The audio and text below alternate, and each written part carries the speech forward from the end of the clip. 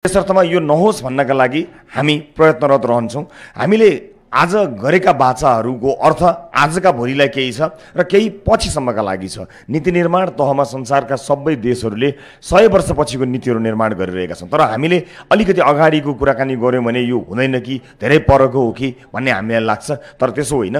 राजनीति गर्ने मान्छेहरूले आगामी पुस्तासम्मलाई सोचेर, हुर्कदै गरेको पुस्तालाई समेत सोचेर राजनीति गर्नुपर्छ भन्ने हाम्रो पार्टीको मान्यता रहँदै आएको छ। तुरुन्तै तत्कालै गर्ने चिजहरूमा हाम्रो खबरदारी रहन्छ। भ्रष्टाचारको मामलामा निर्मम भन्दा निर्मम भएर पहरेदार भएर बस्ने बाचा हामी आज गर्न चाहन्छौँ। कुनै पनि भ्रष्टाचारका काण्डहरू चाहे नयाँ हुन् चाहे पुरानो हुन्, त्यसमा निर्मम भन्दा निर्मम हुन्छौँ। राज्यको ढुकुटीबाट कसैले एक पैसा पनि नचोरोस्, त्यसको पाले बनेर राष्ट्रिय स्वतन्त्र पार्टी र यसका नेताहरू खडा भएर रहनेछन्। संसदमा भएकाहरू, संसदमा सबैभन्दा बढी खबरदारी गरेको अवस्थामा तपाईँले पाउनुहुनेछ। हाम्रा उम्मेदवारहरू पनि यहाँ छन्, जसलाई म केही बेरपछि उठेर परिचित गराउँछु। तर यसलाई समराइज गर्दा तुरुन्तै हामी भ्रष्टाचार विरुद्ध निर्मम रूपमा अगाडि हुनेछौँ। दैनिक रूपमा आम नागरिकलाई समस्या पर्ने सवालहरूमा हामी खडा हुनेछौँ। तर हामीले परिकल्पना गरेको देश अबको 31 वर्षपछि हामीले यदि परिकल्पना गरेको देश कस्तो हुनेछ भन्ने कुराको एउटा खाका म तपाईँहरूलाई सुनाउन चाहन्छु। 2010 को नेपाल कस्तो हुनेछ भन्ने कुरा यहाँहरूलाई देखाउँछु। यसको अर्थ हामीले भनेका बाचाहरू एकैपटक 2010 मा लागू हुने रहेछन्, त्यो बिचमा त यो केही पनि नहुने रहेछ भन्ने अर्थ नलागोस्। 2110, क्षमा गर्नुहोला, 2110 को नेपाल कस्तो हुनेछ, यसको अर्थ एकैपटक हामीले गरेका बाचाहरूको प्रभाव 2110 भन्ने होइन, तर आज गरेका बाचाहरू र आज गरेका कामको प्रभाव 2110 मा मात्र होइन, त्योभन्दा पछिसम्म पर्न सकोस् भन्ने हाम्रो चाहना छ। र यसलाई म सरसर्ती सुनाउँछु र यसलाई बिट मार्न चाहन्छु।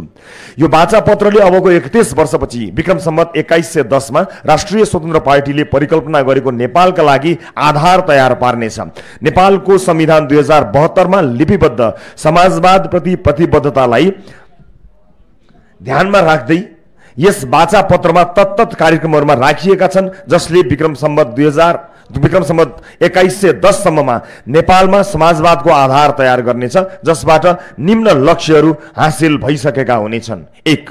समान गुणस्तरको शिक्षा र स्वास्थ्यमा सबै नागरिकको समान पहुँच हुनेछ। विक्रम सम्वत 2110 पछि शिक्षा र स्वास्थ्य क्षेत्रलाई समुदायीकरण गरी पूर्ण रूपमा गैर नाफामूलक बनाइनेछ। विक्रम सम्वत 2110 सम्म सम्पूर्ण नेपालीहरू पूर्ण बीमाको दायरामा हुनेछन्, जसले मूलतः शिक्षा र स्वास्थ्य सेवाको ग्यारेन्टी गर्नेछ। 2. नेपाल अन्तर्राष्ट्रिय पर्यटन क्षेत्रमा चुम्न लायक गन्तव्यको सूचीको उत्कृष्टतामा मात्र होइन, चुमिएको गन्तव्यको रूपमा पनि संसारकै उत्कृष्ट पर्यटकीय गन्तव्यको रूपमा स्थापित हुनेछ। 3. नेपाल विश्व शान्ति क्षेत्रको रूपमा स्थापित हुनेछ। दिन होस् या रात होस्, छोरा होस् या छोरी होस्, बालक होस् या वृद्ध होस्, जो कोही पनि नेपालको जुनसुकै भूभागमा शान्ति र सुरक्षा प्रत्याभूत भई निष्फिक्र हिँडडुल गरिरहन सक्नेछन्। 4. नेपाल हरित कार्बन नेगेटिभ राष्ट्रको रूपमा स्थापित हुनेछ। दुर्लभ वन्यजन्तुको संख्यामा वृद्धि भई दुर्लभ रहने छैनन्। 5. कुनै पनि नेपालीहरू रोजगारीका लागि विदेश जानुपर्ने बाध्यता अन्त्य हुनेछ। 6. नेपालका प्रत्येक भूभाग एक अर्कासँग गुणस्तरीय र सुलभ यातायात प्रणालीमा जोडिएका हुनेछन्। 7. सूचना तथा संचार प्रविधिमा सबै नेपालीको सुलभ पहुँच र उपलब्धता हुनेछ। डिजिटल तथा सूचना प्रविधि क्षेत्रमा हरेक नेपाली शिक्षित हुनेछन्। नेपाल अन्तर्राष्ट्रिय रूपमा डिजिटल हब बन्नेछ र यस क्षेत्रमा आत्मनिर्भर हुनेछ। 8. नेपालका सबै किसिमका पानीका स्रोतहरूलाई संरक्षण र व्यवस्थित गरी बाढी, भूक्षय, पहिरो, डढेलो, हिमपात, विस्फोट लगायतका प्राकृतिक प्रकोपहरूको सम्भावना न्यून हुनेछन्। भूकम्प आदि, शीतलहर, लू जस्ता समस्याहरूबाट हुने मानवीय क्षतिको पूर्व जानकारी दिई व्यवस्थापन गरी मानवीय क्षति न्यून हुनेछ। 9. गरिबीको रेखामुनि रहेका नेपालीको संख्या 0 हुनेछ। 10. सबै नागरिकको सामाजिक र आर्थिक सुरक्षाको ग्यारेन्टी हुनेछ। 11. सबै किसिमका विभेद र दलनहरूको उन्मूलन भएर कुनै पनि जाति वा समुदायलाई आरक्षणको आवश्यकता नै पर्ने छैन। सबैले राज्यको मूलधारमा समान पहुँच र अवसर पाई आरक्षण बिना नै खुल्ला प्रतिस्पर्धा मार्फत सबैको समानुपातिक समावेशी प्रतिनिधित्व हुने भएको आरक्षण सान्दर्भिक हुने भएको हुनाले आरक्षण त्यति बेला सान्दर्भिक हुने छैन। आधुनिक सुविधा सम्पन्न गाउँहरू हुनेछन्। सहरहरू गाउँ जस्ता हुनेछन्। खेलकुदमा अन्तर्राष्ट्रिय ओलम्पिक क्रिकेट T20 विश्वकपको हकमा पदक हासिल गरिसकेका हुनेछौँ। नेपाल विश्वमा न्यूनभन्दा न्यून भ्रष्टाचार हुने मुलुकमा पर्नेछ। नेपालमा पूर्णतया लोकतान्त्रिक मूल्य मान्यताका आधारमा सम्पूर्ण जनताले आफ्नो मतको अर्थ बुझ्ने गरी सहभागी भएको निर्वाचन प्रक्रियाबाट उन्नत लोकतन्त्रको विकास भइसकेको हुनेछ। मित्र राष्ट्रहरूसँगका असमान सन्धि सम्झौताहरू खारेज भई समानताको आधारमा सम्बन्धहरू स्थापित भइसकेको हुनेछ र नेपाली पासपोर्ट शक्तिशाली पासपोर्ट हुनेछ। हामीले 2110 सम्मको नेपालको परिकल्पना गरेका हौँ र यहाँनिर मैले भन्नै पर्छ, हुनै नसक्ने, पुरा गर्नै नसक्ने लोभलाग्दा बाचाहरू आजको भोलि हुन्छ भनेर झुक्काउन मिल्दैन। व्यथितिको चाङ धेरै भएको हुनाले हामीले धेरै लामो समय त्यो सफाइमा खर्च गर्नु परेका हुनाले केही समय दीर्घकालीन रूपमा यी समयहरू लाग्ने कुरा हामीले बुझ्नु पर्दछ। तर यो प्रक्रियामा प्रवेश गर्यौँ भने मात्र यो सम्भव हुन्छ। 15 वर्षमा यसो हुनेछ, 10 वर्षमा यसो हुनेछ, 30 वर्षमा यसो हुनेछ भनेका मानिसहरूले यदि हिजोका दिनमा इमान्दार भएर बिउ रोपेको भए त्यो बिउ हुर्कन्थ्यो, बोट बिरुवा बन्थ्यो, त्यसको फल लाग्थ्यो र सबै नेपालीहरूले त्यो फलको रस स्वादन गर्न पाउँथे। आज हामी बिउ रोप्नका लागि आएका छौँ। हामीले झुटा बाचाहरू दिएर आम नागरिकलाई झुटा कुराहरू गरेर राजनीतिक लाभ लिने र राजनीतिक रोटी सेक्ने हामीलाई त्यो अधिकार छैन र हामी कम्तीमा पनि राष्ट्रिय स्वतन्त्र पार्टी त्यसो गर्न चाहँदैनौँ। हामी त्यसका लागि राजनीतिमा आएका होइनौँ। हामीले गर्ने कामको टाइमलाइन बनाएर आम नागरिकलाई जानकारी दिन्छौँ, सार्वजनिक ठाउँमा सूचना राख्छौँ। राजकोट अस्पताल बन्दा दिनगन्तीमा हामीले अस्पताल बनाएका हौँ। यति दिनभित्र अस्पताल सम्पन्न गर्छौँ भनेका हौँ। त्यति दिनभित्र सम्पन्न नगरे निर्माण व्यवसायी कम्पनीलाई हामीले प्रतिदिन हर्जाना तिराउने सम्झौतामा हस्ताक्षर गरेका हौँ र हामीले भनेकै समयभित्र अस्पताल सम्पन्न गरेका हौँ। त्यसै गरी यो प्रक्रियामा प्रवेश गरिसकेपछि हामीले परिकल्पना गरेको यो कुरा यहाँहरू समक्ष हामीले राख्यौँ। उपस्थित दाजुभाइ दिदीबहिनीहरू तथा प्रेस जगतलाई प्रतिनिधित्व गर्दै आउनुभएका दाजुभाइ दिदीबहिनीहरू, अब यो वाचापत्र त असाध्यै लामो छ, कसले पढ्ला भन्नुहुन्छ भने कुनै त्यति लामो पढ्नु पर्दैन। यी सबै विभिन्न क्षेत्रसँग, विभिन्न समुदायसँग, विभिन्न क्षेत्रलाई प्रतिनिधित्व गर्नुहुनेहरूले आफआफ्नो क्षेत्र र आफआफलाई काम लाग्ने हिसाबले आफआफ्नो क्षेत्र छुट्याएर त्यसभित्र तपाईँले हेर्न सक्नुहुनेछ र सल्लाह सुझावको अपेक्षा हमेसा हामी राख्छौँ नि। तर आम मान्छेलाई बुझ्नका लागि हाम्रो वाचापत्र 1 पेजमा छ। आधा भाग तपाईँले हेर्न सक्नुहुनेछ, बिचमा देखिएको होला। यो रङ्गिनमा भइदिएको भए अझ सजिलो हुन्थ्यो साथीहरूसँग छ भने, तर हामीले रङ्गिन भाषलाई छापेर अगाडि ल्याउन चाहिँ सक्दैनौँ। तर यसमा रङ्गिन हुन सक्यो भने यतापट्टिको रङ्ग छ, 2 भागमा देखिएको छ। अझ यस्तै नेपाल चाहनुहुन्छ कि भनेर हामीले चित्रमा देखाएका छौँ। त्यहाँ तपाईँले विभिन्न व्यथिति देख्न सक्नुहुनेछ।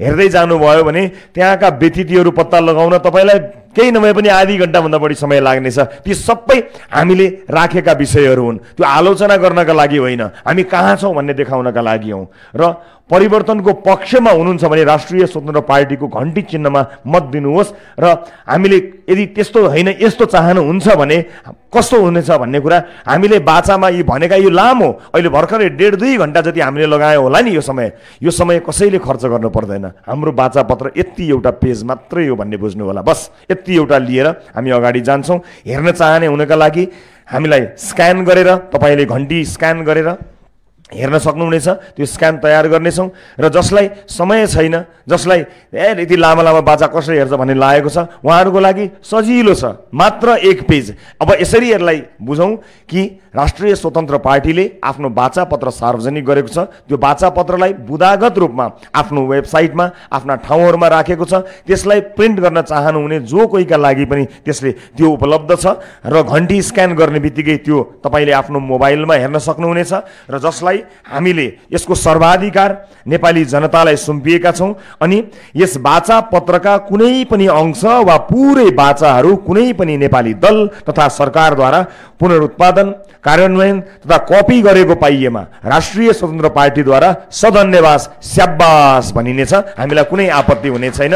र हाम्रो वाचापत्र सम्भवतः यदि छोटकरीमा हेर्ने, एक ढङ्गले हेर्ने एकैचोटिमा एक झलकमा हेर्ने हो भने नेपालका राजनीतिक दलहरू हो मध्ये सबैभन्दा छोटो। यस अर्थमा अहिले मैले इङ्गित गरेको चित्रको अर्थमा चित्रतर्फ इङ्गित गर्ने हो र यसलाई आधार मान्ने आम मानिसले बुझ्ने ढङ्गमा बुझ्नु पर्दा सबैभन्दा सजिलो, सबैभन्दा छोटो र सबैभन्दा कम समय लाग्ने, सम्भवतः सबैभन्दा अर्थपूर्ण र सबैभन्दा बढी प्रतिबद्ध वाचापत्र हामीले आज सार्वजनिक गरेका छौँ। यो हो हाम्रो वाचापत्र जसलाई हामीले तपाईँ समक्ष सार्वजनिक गरेका छौँ। विद्वान, विश्लेषक, प्रेस जगत सबैका तर्फबाट सकारात्मक सल्लाह, सुझाव र प्रतिक्रियाको हामीले अपेक्षा गरेका छौँ। पार्टी सभापतिका हैसियतले अहोरात खटेर दिनरात मेहनत गरेर यसमा योगदान दिनुहुने सम्पूर्ण ड्यासमा रहनुभएका टिम, पछाडि रहनुभएका टिम सबैलाई म धेरै धेरै धन्यवाद दिन चाहन्छु। अहोरात र खटेर यो वाचापत्र हामीले यसै तयार गरेका होइनौँ, झुटो वाचा कसम खानका लागि तयार गरेका होइनौँ।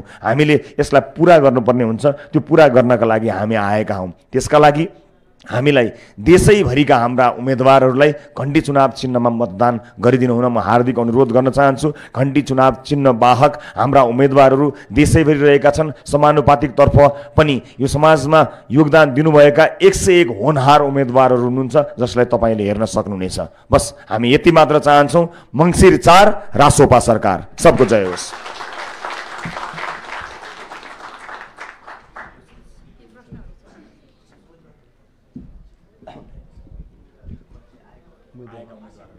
हाम्रो काठमाडौँबाट उम्मेदवारहरू पनि आउनु भएको छ र उम्मेदवारहरूको परिचयको लागि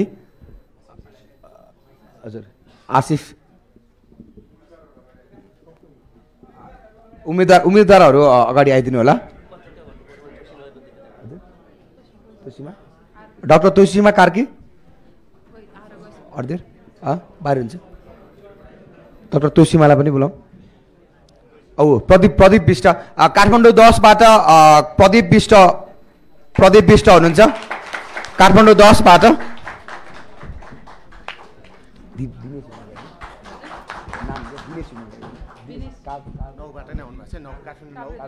काभ्रे 2बाट दिनेश सुमागाई।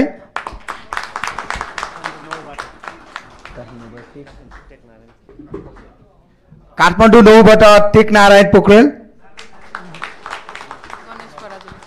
काठमाडौँ 7बाट गणेश पराजुली। ललितपुर 2बाट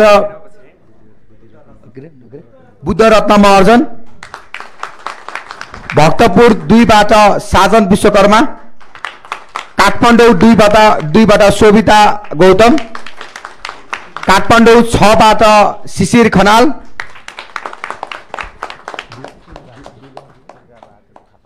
काठमाडौँ 3बाट दुर्गा बहादुर थापा।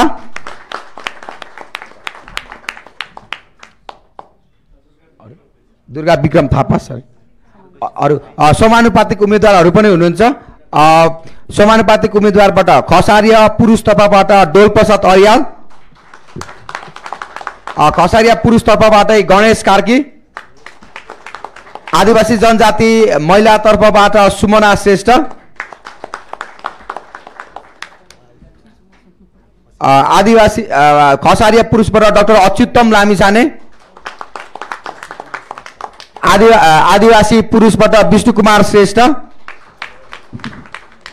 मुस्लिम पुरुषबाट आसिफ शाह।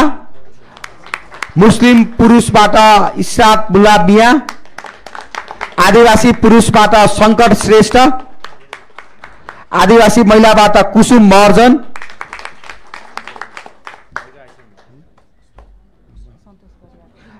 दलित पुरुषबाट सन्तोष परियार।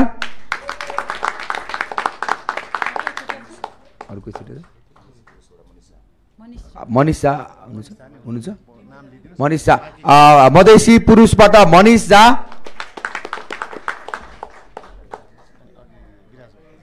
अनि काठमाडौँ 8बाट विराज भक्त श्रेष्ठ आउनु भएको थियो, उहाँ निस्किनु भयो होला। भयो। दलित महिलाबाट रूपा शङ्कर। आदिवासी जनजाति महिलाबाट इन्दिरा राणा मगर।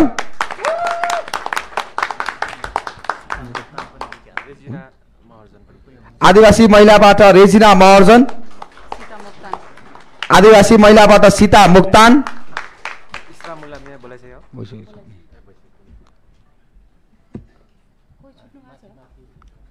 कोही छुट्नु भएको छ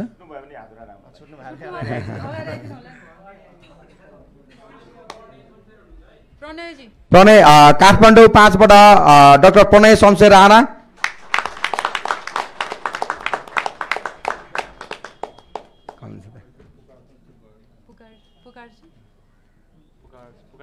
काठमाडौँ 1 बाट पुकार बम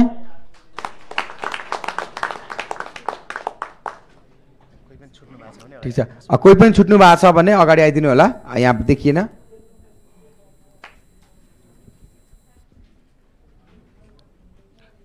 ललितपुर 3 बाट डाक्टर तोसीमा कार्की कता यतै हुनुहुन्थ्यो अघि गइसक्नु भयो ल सबैजना चेउस हुन्छ खारेज भएको छैन अहिले सबैजनालाई धन्यवाद र योसँगै पत्रकार साथीहरूलाई केही प्रश्नहरू भए सोध्न सक्छ र समानुपातिक र प्रत्यक्षका उम्मेदवार साथीहरूलाई यता स्थानमा तल गएर बस्दिनलाई अनुरोध गर्दछु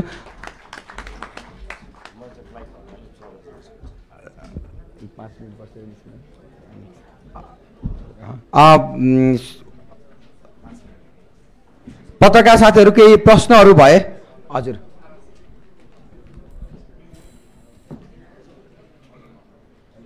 हजुर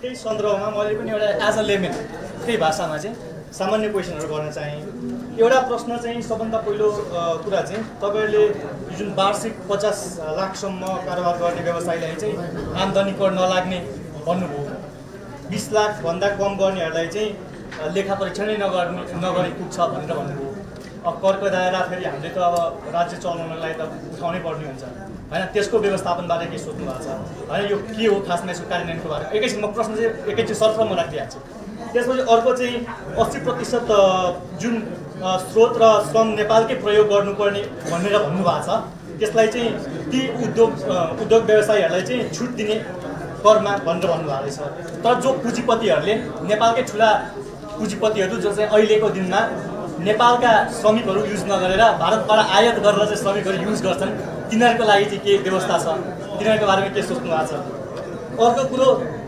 चाहिँ तपाईँहरूले यो विद्युतीय सवारी साधन को चाहिँ शून्य करको कुरा गर्नुभएको छ र इन्धन युक्त सवारी साधन छ भने चाहिँ त्यसलाई विद्युतमा लग्दाखेरि चाहिँ विद्युतीय करको लागि चाहिँ 100% चाहिँ कर्जा उपलब्धि गराउने भन्नुभएको छ तर इन्धनवाला जुन छ नि जुन चाहिँ हामीले भारतबाट 50,000बाट किनेको सामानलाई चाहिँ के अरे बाइकलाई यहाँनिर 3 लाखसम्म तिर्छौँ त्यसको लागि चाहिँ त्यसको विकल्प चाहिँ के सोध्नु भएको छ यो विद्युतीय लागि मात्रै हो कि इन्धनयुक्तलाई पनि घटाउने किनकि हाम्रो अधिकांश 99% त इन्धनमा सँगै चल्ने बाइकहरू छन् या त फेरि चाहिँ कारहरू छन् त्यसलाई चाहिँ के गर्ने हैन इभन तपाईँको नवलपरासीमा हाम्रो देशका चाहिँ ठुला पुँजीपति भन्नेहरूले चाहिँ एसेम्ब्ली पनि गर्छन् पल्सरको तर ती पल्सरका एसेम्ब्ली हुँदा पनि बाइकको रेट चाहिँ घट्या छैन भनेको 1 लाखको बाइक अहिले 3 लाखै पर्छ है सरहरूले बुझिसक्नु भएको मैले कसलाई लक्षित गर्दैछु अर्को कुरो है यो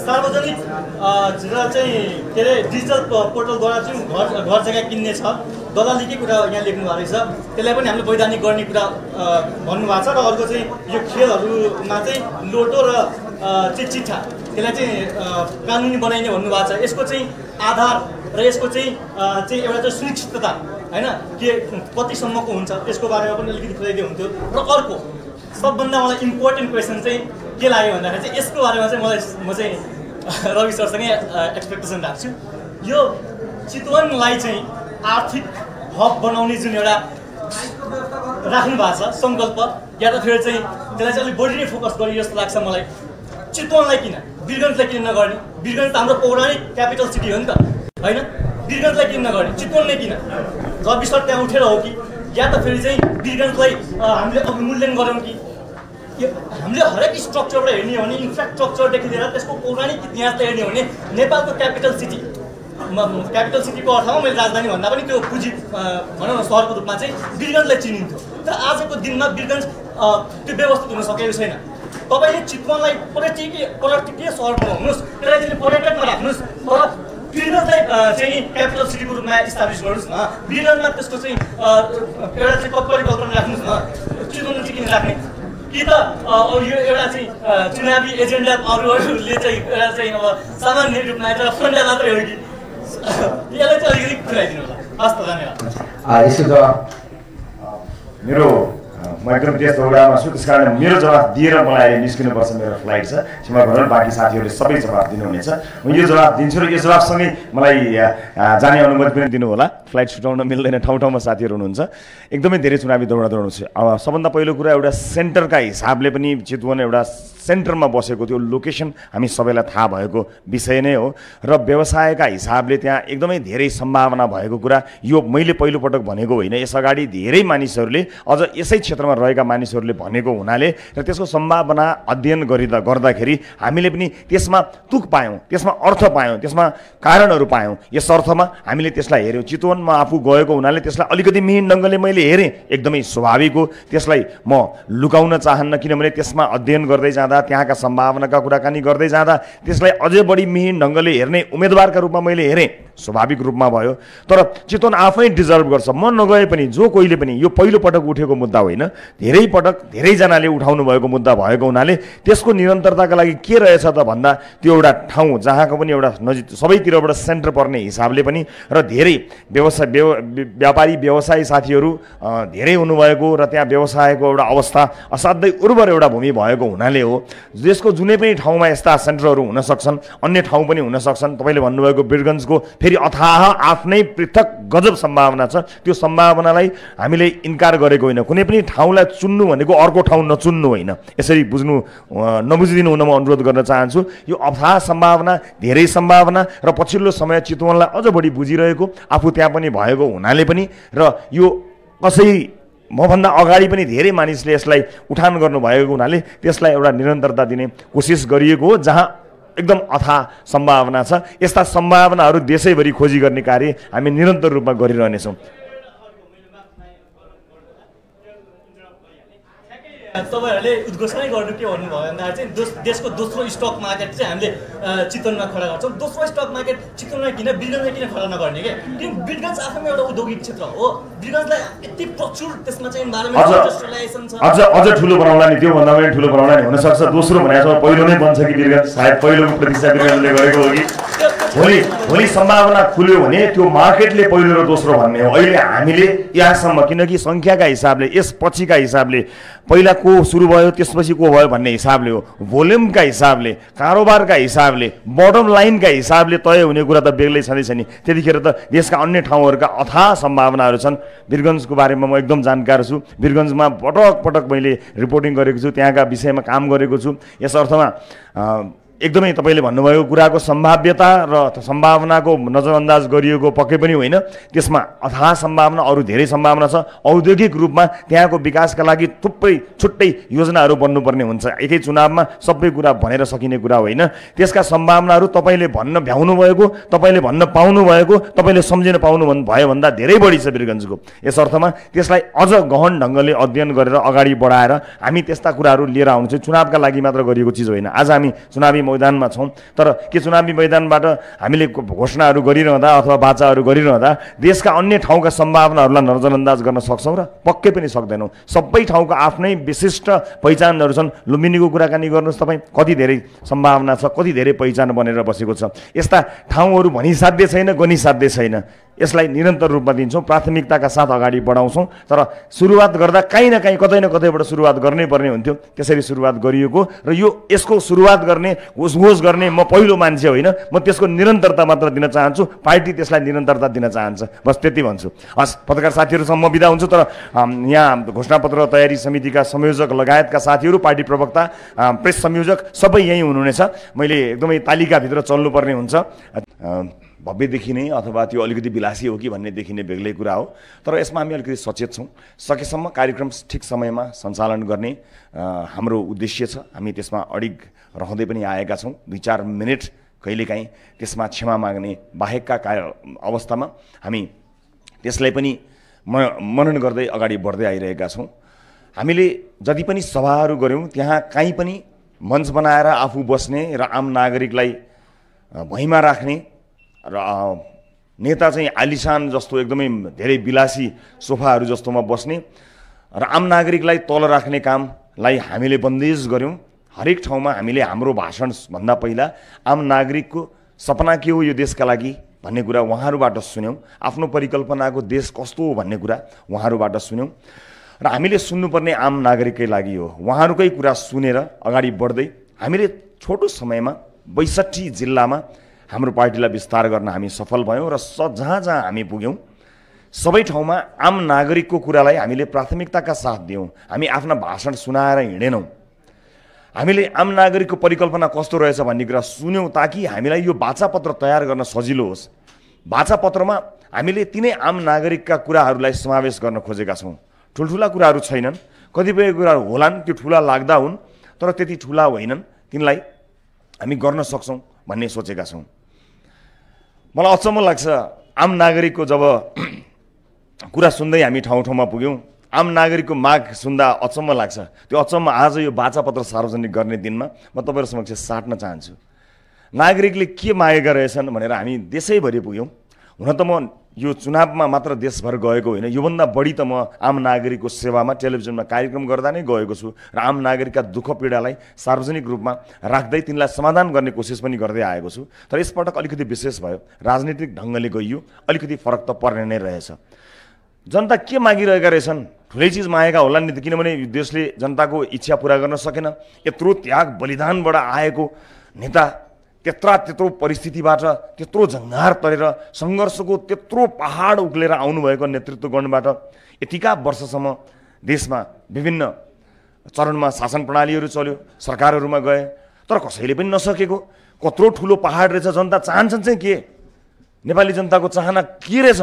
पुरै गर्न नसक्ने, यत्रा त्याग बलिदान गरेका मान्छेले पुरा गर्न नसक्ने, अनि हामी जस्ता सिकारुहरू आउनुपर्ने रहेछ चाहिँ के भनेर बुझ्दा जनता बत्ती चाहन्छन्, जनता पानी चाहन्छन्, जनता पढ्न चाहन्छन्, जनता उपचार गर्न चाहन्छन्। योभन्दा बढी खासै केही पनि चाहँदैनन् जनताहरू। सुरक्षा चाहन्छन्, आफ्ना छोरीबेटीहरू सुरक्षित घरबाट निस्किएपछि साँझ सुरक्षित फर्किउन् भन्ने चाहन्छन्। अनि पानी चाहन्छन्, बिजुली चाहन्छन् मैले भने जस्तै। अनि कसैले बिजुली ल्याइदियो भने त चुनाव जित्छ उसले, कसैले पानी ल्याइदियो भने त चुनाव जित्छ उसले, स्कुल खोलिदियो चुनाव जित्छ।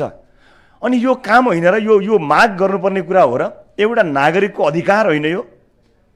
मान्नुहोस् हाम्रो खुसी यहीँ अड्किएको छ। एउटा मान्छेका रूपमा, नागरिकको रूपमा हामीलाई चाहिएको चिज, हाम्रो अधिकार जुन हो त्यो पनि कसैले माग बनाएर राख्नुपर्ने रहेछ। पढ्न दिन्छु, स्कुल बनाइदिन्छु, पानी ल्याइदिन्छु, बत्ती दिन्छु, हाम्रो खुसीहरू त बत्ती आयो, आहा बत्ती आयो, कस्तो रमाइलो, हामीलाई बत्ती आउँदा खुसी भयो, हाम्रो खुसी त्यहाँ गएर अड्किएको रहेछ। नेपाली जनताले यति जाबो चिज मागेका रहेछन्, बेसिक आधारभूत रूपमा, योभन्दा बढी मानेका छैन। फोहोर उठ्यो, हामी खुसी, फोहोर उठ्यो, फोहोर उठ्नुपर्ने चिज होइन र? बत्ती आउनुपर्ने चिज होइन र? सुरक्षा पाउनुपर्ने चिज होइन र? पानी धारामा आउनुपर्ने चिज होइन र? शुद्ध स्वच्छ पानी आउनुपर्ने होइन रहेछ? त्यो कुरा त कहिले कहिले हो हाम्रा नातिहरूले भन्लान्, अब हामी धारामा शुद्ध पानी दिनेछौँ, मिनरल पानी चाहिँदैन। सायद हाम्रा नाति पुस्ताको चुनावी नारा यस्तो हुन्छ होला। त्यो त हाम्रो नारा भएर गयो। 4 महिनाको करिब अवधिमा राजनीतिक दल खडा गरेर जाँदाखेरि हामीले पाएको र नागरिकले मागेको लगभग यही नै हो। बत्ती चाहियो, पानी चाहियो, पढ्न पाऊँ, सुरक्षा पाऊँ, बिरामी हुँदा उपचार गर्न पाऊँ। संसारका केही विकसित देशहरू हेर्ने, जाने, घुम्ने र एउटा विकसित देशमा जीवनको 14 वर्ष बिताउने अवसर पाएको थिएँ। त्यहाँ बाँचिरहँदा, त्यहाँ रहिरहँदा, त्यहाँ जीवनयापन गरिरहँदा र अन्य विभिन्न विकसित मुलुकहरूको भ्रमणहरू गरिरहँदा देखिरहँदा पनि यी कुराहरू सामान्य भएको हामीले पाएका छौँ। तन्नमभन्दा तन्नम देशहरूले पनि आज प्रगति गरेर जनताका यी आधारभूत कुराहरू पुरा गर्न सकेका छन्। तर हामी कहाँ अहिले यति चिज पुरा गर्नका लागि सङ्घर्ष चलेको छ। चाहे पुराना राजनीतिक दलको होस्, चाहे हामी जस्ता सुरुवात हुँदै गरेका राजनीतिक दलको होस्। हामीले अब जनतालाई गर्नुपर्ने बाचा भनेको जनताले पाउने अधिकार भएको छ। जुन जनताको अधिकार हो त्यो अधिकार चाहिँ हाम्रो बाचा भयो, त्यो त हाम्रो प्रतिबद्धता भयो। हामी पानी दिने कुरा गर्ने भयौँ, हामी लुगा दिने कुरा गर्ने भयौँ, हामी शिक्षा दिने कुराकानी गर्ने भयौँ। यही अवस्था रहिरह्यो भने जसरी हामी बत्ती आयो भनेर खुसी हुन्छौँ, हामी एक दिन आज खाना खान पाइयो भनेर खुसी हुनेछौँ। हामी त्यस्तो अवस्थामा पुग्यौँ। खाना खान पाइयो, आज पेट भरियो भनेर खुसी हुने अवस्था छ। मैले योभन्दा अगाडि संसार कर्ममा रहँदा र पछिल्लो समय राजनीतिक दलमा रहँदा आफूले जनजीविकासँग जोडिएका सवालमा जोडिएर थाहा पाउन पाएको र तपाईँसँग सार्वजनिक गर्न पाएको यो विषय हो। आज म यो वाचापत्र सार्वजनिक गर्दा यी विषयहरूलाई जोड्न चाहन्छु। तर एउटा नीति निर्माण तहमा राजनीतिक दलका रूपमा गइसकेपछि पछिसम्मका लागि काम लाग्ने नीति निर्माण गर्नुपर्ने एउटा जिम्मेवारी हुन्छ, जसका लागि म र हाम्रा साथीहरू यो राजनीतिक दलको नेतृत्वमा संसदमा जानका लागि तयार भएर बसेका छौँ। उपस्थित महानुभावहरू, म त सक्दैनको शिकार भएको मान्छे हुँ। अहिले पनि यो देशमा जुन किसिमको अवस्था छ त्यो अवस्था सृजना भइरहेको कुरा सञ्चारकर्मी हुँदा बारम्बार त्यस विषयमा बोलेको हुँ, कुराकानी गरेको हुँ। तर अचम्म के लाग्छ भने हाम्रो देशमा 101 विद्वानहरूको कमी छैन, विश्लेषकहरूको कमी छैन, जानेका मान्छेहरूको कमी छैन, सञ्चारकर्मीका कलमहरू तिखाभन्दा तिखा छन्, सबै चिज छन्। तर यो व्यथिति कसैले रोक्नै नसक्ने गजबको व्यथिति रहेछ। कसैलाई थाहा नभएको कुरा होइन, कसैबाट लुकेको कुरा छैन। तपाईँ कार्यपालिका हेर्नुहोस्, व्यवस्थापिका हेर्नुहोस्, न्यायालय हेर्नुहोस् र मिडिया पनि हेर्नुहोस्। सञ्चारकर्मीका रूपमा म यति भन्नै पर्ने हुन्छ, मलाई अलिकति निर्मम हुने सुविधा पनि दिनुहोला। राज्यका यी 4 खम्बाहरू कुन चाहिँ सही ढङ्गमा उभिएका छन्, कसले सही ढङ्गमा काम गरेको छ, मलाई एउटा ठाउँ देखाइदिनुहोस्। कसले सही काम गरेको छ, कुन सही ढङ्गले चलेको छ, कसलाई थाहा छैन। यतिका क्यामेरा छन्, यो क्यामेराका पछाडि कयौँ मान्छेहरूको दिमाग छ, सबैलाई साक्षी राखेर यो व्यथिति चलिरहने। यतिका जानेका विश्लेषकहरू छन्, देश विदेश संसार ब्रह्माण्ड खाएका मान्छेहरूलाई साक्षी राखेर व्यथितिको सिलसिला चलिरहने। आज कुनै पनि सङ्घ संस्थामा मान्छेहरू कसरी भर्ना हुन्छन् सबलाई थाहा छ। आज प्रहरी प्रशासनमा पुली कसरी बढ्छ सबलाई थाहा छ। ड्युटी गर्नुभन्दा, नागरिकको ड्युटी गर्नुभन्दा शीर्ष नेताहरूको ड्युटी गर्दाखेरि बढी फाइदा हुने भएपछि राष्ट्र सेवकहरूको मनोबल कहाँ गिरेको छ सबलाई थाहा छ। कर्मचारी तन्त्रभित्रको अवस्था सबलाई थाहा छ। संसारको कुन देशमा एउटा नेसनल आइडी बनाउनको लागि नागरिकले चिसो रातमा कठ्याङ्ग्रिएर रातभरि त्यो अफिस बाहिर सुत्नुपर्छ? कुन देशमा हुन्छ यस्तो? सबलाई थाहा छ। तर हामी त खतरा कलम चलाउँछौँ नि त। हाम्रो त क्यामेरा तिखो छ, हाम्रो माइक्रोफोनले त छोड्दैन, घोचिहाल्छ। तर यहाँ किन घोच्दैन? न्यायालयमा खडा यहाँ भएका सबलाई थाहा छ, कोही अनभिज्ञ छैन, सबलाई थाहा छ, कोही बोल्दैन। बरु बोल्नु परे, कलम तिखाभन्दा तिखा कलम भएका साथीहरू हुनुहुन्छ। तर त्यो कलमको धार त्यस्तो व्यथितिमा भन्दा बढी हामी जस्ता नवआगन्तुकलाई अलिकति चोट लाउन पाइन्छ कि भन्नमा प्रयोग भएको देख्छु। नगरौँ, पर्दैन। त्यो धारको आवश्यकता उतै छ। यी सबै अङ्गहरू भुत्ते भए, केहीले काम गरिरहेको छैन। तर यो देशमा कसैको कमी छैन, जान्नेहरूको कहीँ पनि कमी भएन। तर किन कसैले रोक्न सकेन? कसले रोक्न सक्यो? हरेक खरिद प्रक्रियामा घुसखोरी हुन्छ, हरेक एक कुरामा घुसखोरी हुन्छ, कसैले रोक्न सक्दैन। यहाँ मरेका मान्छेको नाममा समेत पैसा खाएका छन्, कसैले रोक्न सक्दैन। सबलाई थाहा हुने, कसैले रोक्न नसक्ने हो चाहिँ के त? यो भएको चाहिँ के त? तर थाहा छैन यो कसले रोक्ने हो, कसरी रोक्ने हो। भएका राजनीतिक दलहरूले परिवर्तनका लागि ठुलो योगदान दिएका छन्। त्यो योगदानको सम्मान गर्ने क्रममा समृद्धिको सपना पनि उहाँहरूको काँधमा हामीले हालिदिएर कहीँ ठुलो एउटा भारी त उहाँहरूलाई बिसाएनौँ हामीले। मलाई लाग्छ त्यो भारी अलिकति ठुलो भयो होला। बस हाम्रो पुस्ता त्यो भारीको बोझ अलिकति भए पनि साट्न चाहन्छ, बाँड्न चाहन्छ। हामी त्यो भारी अलिकति बोक्छौँ। धन्यवाद। आज यसरी निर्वाध रूपमा छाती पिटेर बोल्न सक्ने स्वतन्त्रताका लागि तपाईहरू लड्नुभयो, सलाम छ अघिल्लो पुस्ताका सम्पूर्ण राजनीतिज्यूहरूलाई, सम्पूर्ण राजनीतिक दलहरूलाई। तितापिरा कुराहरू गरियो होला सञ्चारकर्मीका रूपमा, एउटा खबरदारी गर्ने जिम्मेवारी रहँदा र स्थायी प्रतिपक्षको रूपमा काम गरिरहँदा तितामिठा कुरा गरियो होला, तर उहाँहरूको योगदानको नजरअन्दाज मेरो पुस्ताले कहिले गरेको पनि छैन, गर्दा पनि गर्दैन। ससम्मान हामीले जहिले पनि धन्यवाद दिन्छौँ, तर विषयहरूमा हामी कहिलेकाहीँ कुराकानी गर्छौँ, आलोचना गर्छौँ, जुन स्वाभाविक पनि हो। तर आज राजनीतिक दलभित्र जुन परिपाटी चलेको छ त्यो परिपाटीले के राजनीतिक दलहरूले सक्षम असल यो मुलुकका लागि काम लाग्ने उम्मेदवार जनताका माझमा पठाउन सक्ने अवस्था छ त? हरेक राजनीतिक दलभित्र एउटा वितृष्णा छ, त्यहाँ भएका योग्य त्यस्ता मान्छेहरू त्यो राजनीतिक दलप्रति वितृष्णा जागेर कयौँले विद्रोह गरेका छन्, कयौँ चुपचाप सहन बाध्य भएर बसेका छन्। तर मुलुकमा आज गणतन्त्र आइसक्दा पनि हाम्रा प्रमुख राजनीतिक दलहरूभित्र भने राणा शासन नै चलिरहेको छ, किनभने अहिले पनि त्यहाँ टिके प्रथा नै चल्छ। अब तपाईँले जनतालाई खुसी पार्नु परेन, जनताको सेवा गर्नै परेन, जनताको सेवा गर्नुभयो, जनतालाई खुसी पार्नुभयो, आम मतदातामा जानुभयो भने तपाईँले के पाउनुहुन्छ र? तर तपाईँ शीर्ष नेतृत्वको चाकडी गर्नुहोस्, शीर्ष नेतृत्वको नजिक बस्नुहोस्, उहाँको सामिप्यमा बस्नुहोस्, उहाँहरूलाई कुनै पनि ढङ्गले प्रभावित पार्नुहोस् त। टिकट तपाईँको हातमा हो, तपाईँले लानुहुन्छ टिकट, तपाईँ उठ्नुहुन्छ र तपाईँ उठ्न गइसकेपछि सदस्यहरू बनाइएर सक्रिय सदस्य भन्नुहोला अथवा कार्यकर्ता साथीहरू भन्नुहोला, उहाँहरू सबै तयार हुनुहुन्छ तपाईँलाई, तपाईँले जसलाई पठाइदिए पनि हुन्छ, तयार हुनुहुन्छ भोट हाल्नको लागि। यो निरन्तर चलि नै रहने सिलसिलालाई हामीले कुनै न कुनै बिन्दुमा गएर रोकिनुपर्छ भनेर हामी राजनीतिक दलसहित आएका हौँ। हामीलाई गर्न सक्ने मान्छे कोही भइदिए देखाइदिनुहोस्, यो हुल म त्यहीँ लगेर मिसाउँछु। म यो पार्टीको आज सभापति हुँ, म आज यहाँ उभिएर भाषापत्र सार्वजनिक गर्दा म तपाईँलाई भन्छु यो हुल आज जत्रो बनाउन सकेका छौँ हामी त्यहीँ लगेर लैजान्छौँ, जसले यो सबै बेथितिको जिम्मा लिन्छौँ, हामी ठिक गर्छौँ।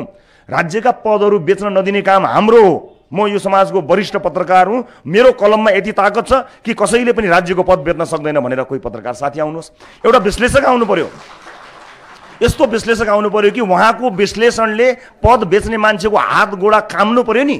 ओहो मैले यो लेखेँ भने त, मैले यस्तो काम गरेँ भने त, यो अनैतिक काम गर्यो भने त फलानो विश्लेषकले भोलि यति लामो आर्टिकल लेख्छ, त्यो आर्टिकल जनताले पढ्छन् र म त बर्बाद हुन्छु, मेरो पार्टी सिद्धिन्छ, मेरो राजनीतिक करियर सिद्धिन्छ भन्ने डर भएको, त्यस्तो डराउन सक्ने कोही मान्छे छ र? छैन। कसैलाई कसैको डर छैन, खुलेआम भएको छ, हर चिज खुलेआम, इट्स ओपन एभ्रिवेयर। मलाई कहीँ पनि लैजानुहोस्, कहीँ पनि यो खुलेआम भएको छ। कसै न कसैले नेतृत्व त लिनुपर्छ होला। म यो देशको सिङ्गो नेतृत्व लिन सक्ने क्षमता भएको मान्छे हुँ होइन, परको कुरा हो, को हो त्यहाँ जान सक्नको लागि तयार छु भनेर त बारम्बार भनेकै हुँ। तर कसै न कसैले नेतृत्व लिनुपर्छ। एउटा बिन्दुमा आइसकेपछि कसै न कसैको नेतृत्वलाई हामीले मान्नै पर्ने हुन्छ, कि त जान्नुपर्छ कि त मान्नुपर्ने हुन्छ। त्यो मान्छे को हो हामीले कति वर्ष खोजिरहने, कि यो खोजी गरिरहँदा अब अर्को 5 वर्ष जब निर्वाचन मुखमा आएको छ कि हामी यसैको एक्सटेन्सन, अहिले जे छ त्यसैको एक्सटेन्सन चाहने हो र हामीले? आज राजनीतिक दलहरू सानो साइजमा आइसके, आम नागरिकहरूले र आफ्नै कयौँ राजनीतिक दलका साथीहरूले पनि ती दलहरूलाई व्यथिति भयो, लोकतान्त्रिक विधि भएन भनेर छोडिसक्दा पनि बरु चुनाव अगाडि गठबन्धन गरेर एउटा अर्कोसँग मिलेको छ, अर्को अर्कोसँग मिलेर चुनाव गरेर जसरी पनि जित्ने एउटा प्रपञ्च चलेको छ। चुनाव कसले जित्ने, कसरी जित्ने? एउटा उम्मेदवारले चुनाव जितेर पुग्छ, देशले जित्नु परेन, जनताले जित्नु परेन? हरेक पटक चुनाव हुँदाखेरि उम्मेदवारले जित्यो, तर नेपाली जनताले कहिले पनि जितेनन्, कहिले पनि जितेनन्।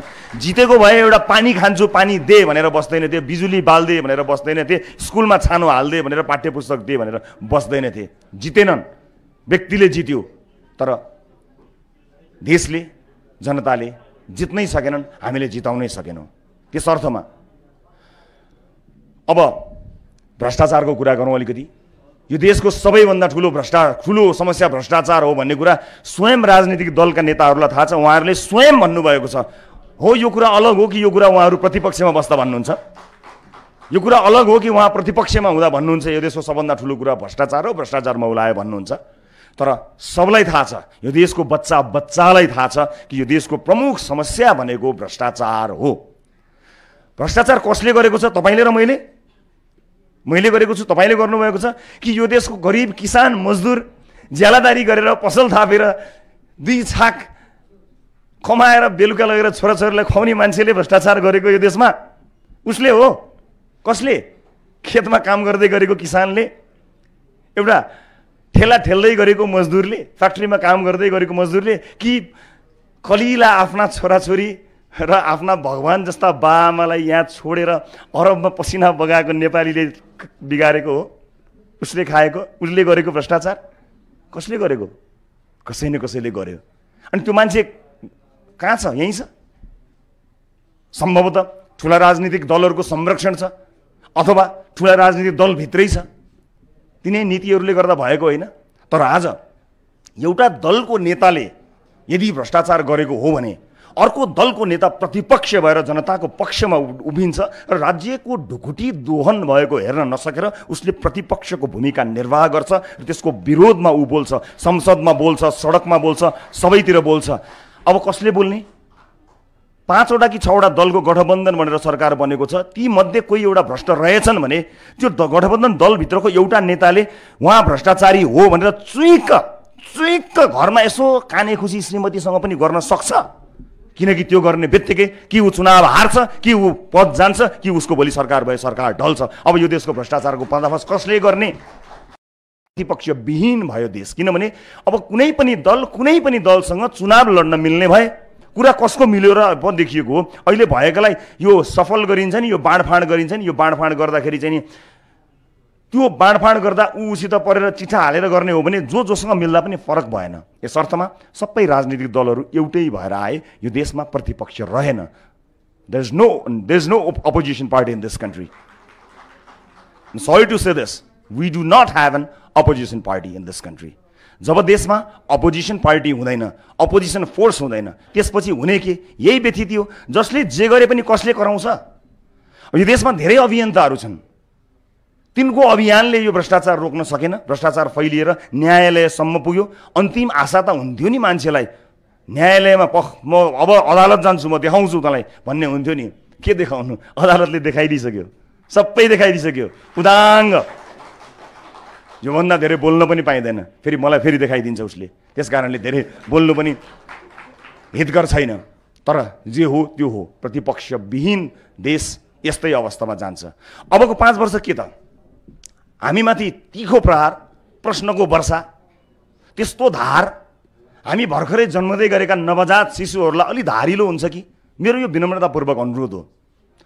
ठिक छ, हामी हिँड्दैछौँ, अगाडि बढ्दैछौँ, आफूलाई लोकतान्त्रिक बनाउने कोसिस हामी गरि नै रहेका छौँ।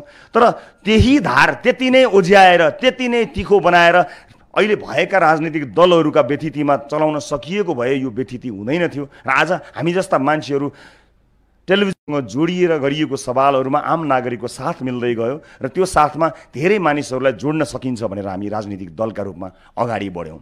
र आज एउटा मान्छेले जितेर के हुन्छ भन्ने तहमा आइपुगेको छ।